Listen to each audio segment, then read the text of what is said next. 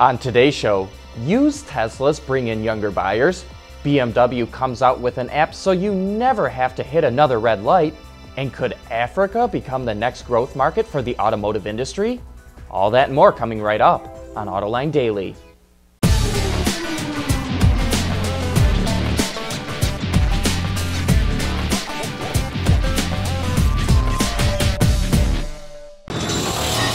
This is Autoline Daily for July 28th of 2015. Ford reported its second quarter earnings this morning. In North America, it posted a record profit. Looks like that aluminum F-150 is really delivering to the bottom line. Ford also posted strong profits in the Asia-Pacific region. It almost broke even in Europe and narrowed its losses in South America. One area that deserves attention is Africa and the Middle East. While Ford lost money in the region, it's the rate of growth that caught our attention. Sales were up nearly 13%, while revenue jumped 28%. With the BRIC countries flat on their backs, could Africa be the next growth market for the auto industry? Okay, now the numbers.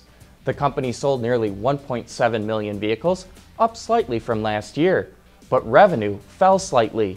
Ford says that's mostly due to currency exchange and the strong US dollar. Pre-tax profit nearly hit $3 billion, and net profit shot up 43%. The second half could be even stronger, and this is shaping up to be a good year for Ford.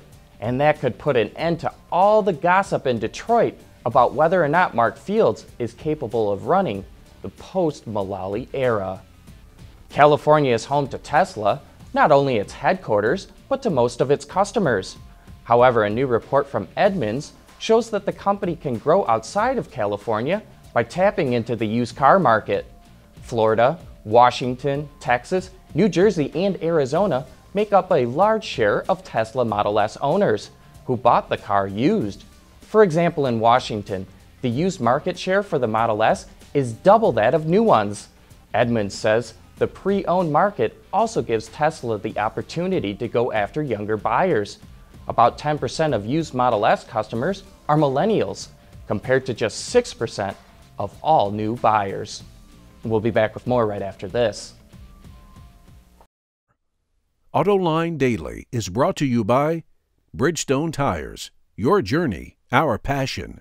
Dow Automotive Systems, breakthrough technologies for lightweight vehicles. And by Hyundai. Learn more at Hyundai.com. America is a country that loves its pets.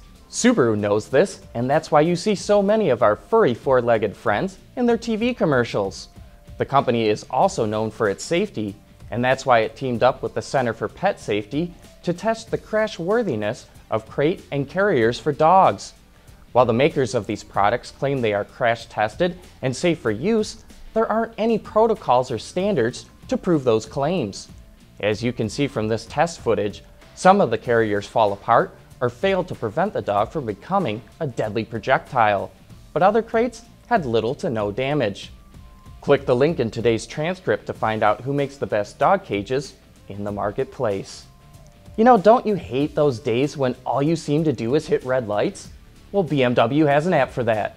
Called Enlightened by Connected Signals, the app shows real-time status of upcoming traffic lights and has a countdown to when the signal will change.